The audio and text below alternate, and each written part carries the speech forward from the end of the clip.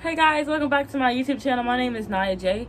If you are new to this channel, make sure you sit and watch and enjoy the video. And if you are back, go get your popcorn, get your ice cream, get your soda, whatever you like to drink. I recommend water. For today's video, I'm going to be talking on something that I have been dreading talking about for a while, and that is forgiveness. I've been working on a book, okay? And in my book is The Woman with the Issues of whatever. I'm not really sure what to title it. There's a story in the Bible, the woman with the issue of blood, and she got healed after years and years and years of having her period. And I've been through a lot of things in my life. The short 19 years that I've lived, almost 20 years. My birthday's coming up. But the part of my book that I have yet to write in is the forgiveness of my mother.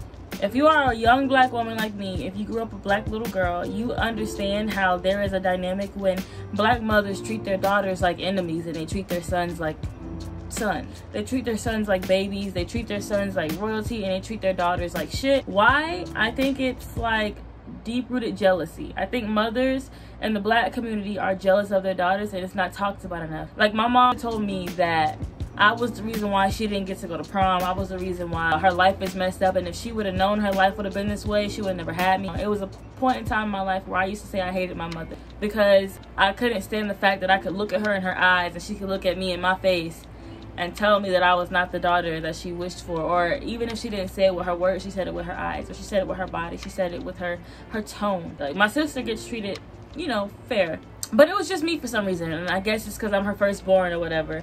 And it's not fair for a lot of people my age. It's not fair for a lot of the young black women to get treated this way by their mothers, but it's only because our mothers were treated this way by their mothers. And I want y'all to understand that the reason why our mothers do the things that they do, the reason why our mothers say the things that they say, is because their mothers said it to them. Our grandmothers did it to them. It's only in their DNA. I'm not using that as an excuse, but what I'm more so saying is our mothers only know how to love us the way that they were loved when they were growing up. Our moms can only give us what they were given, because that's all they know. Sometimes our moms think that they are loving us because that's what they thought love was. Just because our mothers hurt us or put us down or said things that hurt us, and we can admit that it hurts, but the first step to change is admitting. We didn't choose our moms, we didn't choose our parents, we didn't choose our life, but we can choose to heal, we can choose to get better. There have been times I looked my mom in her eyes and told her I hated her.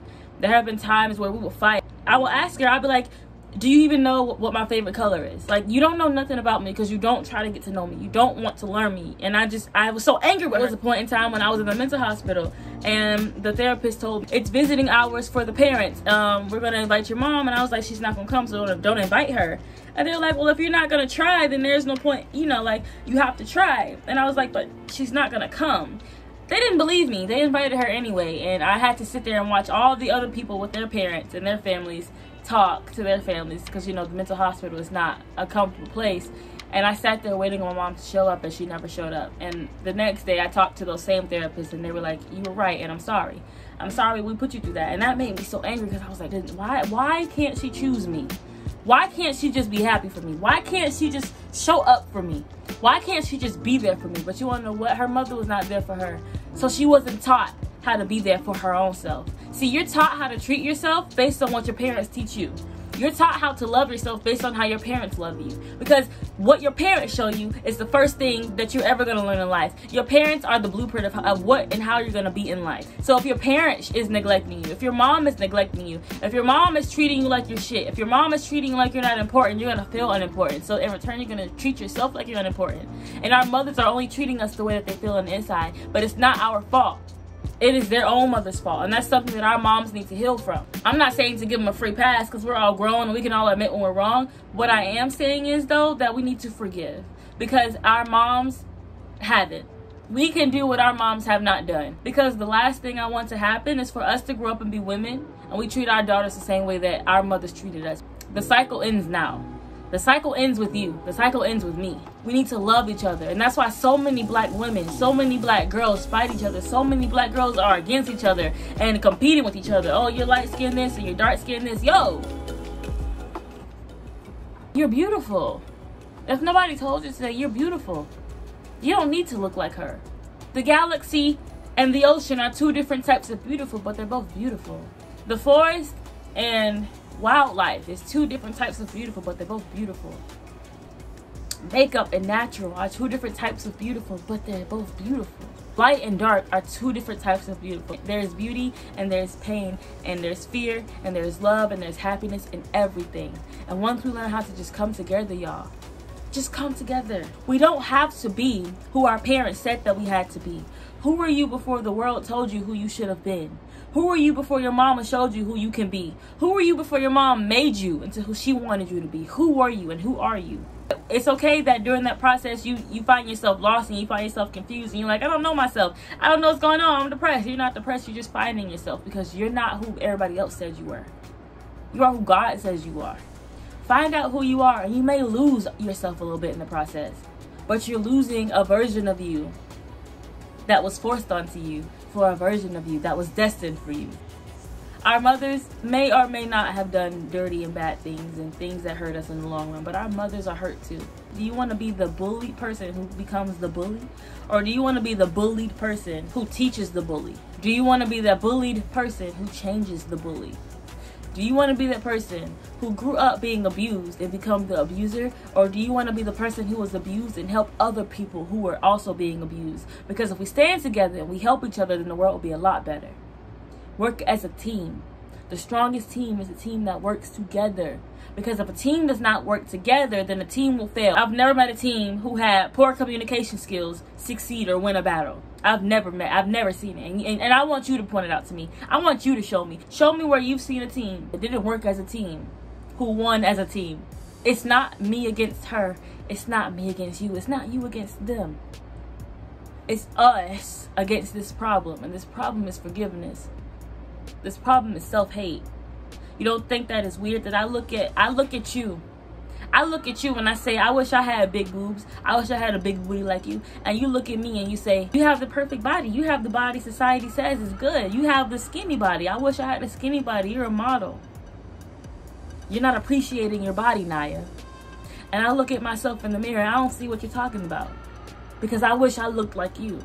I wish I had hips like you. I wish my butt jiggled like yours when I walked. I wish my boobs moved up and down when I walked. My body is perfect to you. And your body is perfect to me. We all just want to be each other.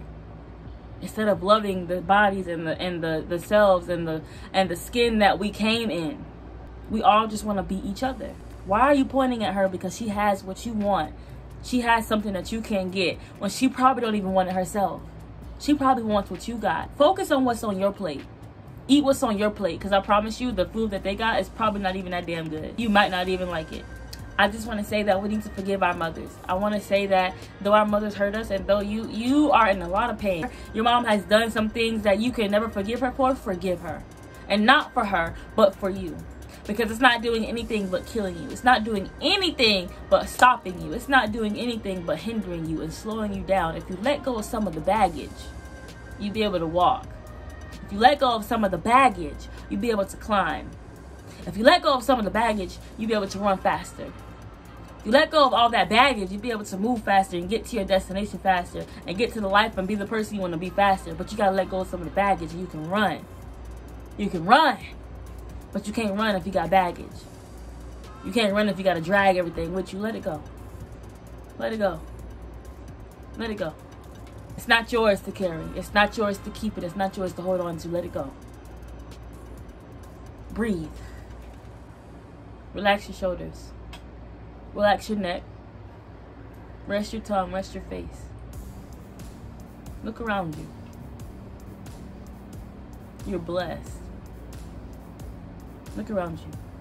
You have an opportunity to change the very circumstance that you are in. I saw Kayla Nicole's video and she showed her old house in which she used to live. And I said, wow, if she can do it, you can do it. If she can do it, I can do it.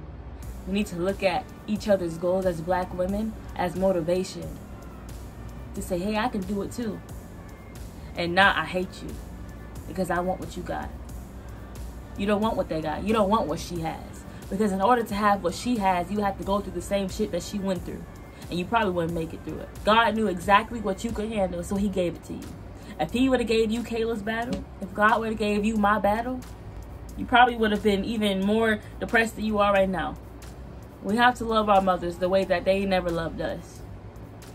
We got to break the cycle. Because happiness confuses the enemy.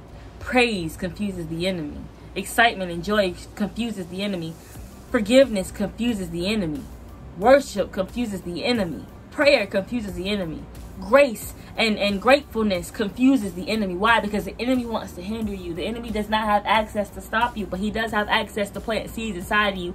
And the longer you leave that hole, the longer you have that void inside of your body, the longer you do not forgive, the longer that hole will stay, the more it can be filled with shit.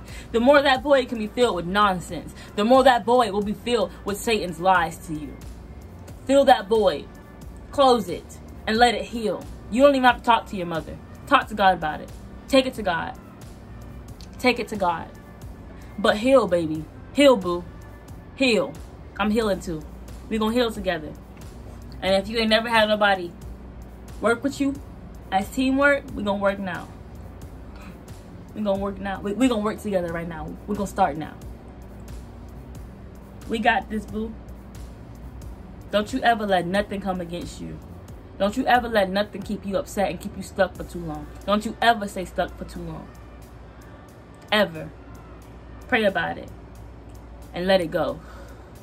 We got this together, y'all. I just want to say that this video came from my heart. If this video helped anybody, give this video a thumbs up. Make sure you like this video. Make sure you comment and subscribe. And if you are new here, if you enjoyed it, give me a little thumbs up. Press the notification button so you can be notified whenever I post. Press that red subscribe button so you can be notified whenever I post, so that I can show up on your timeline. I love you because I know nobody has told you. I know you haven't heard that in a while. You're doing awesome with what you were given. You were dealt the cards, so play them smart. Make sure we educate so that we do not generate more lost generations. Love and light, y'all. Bye.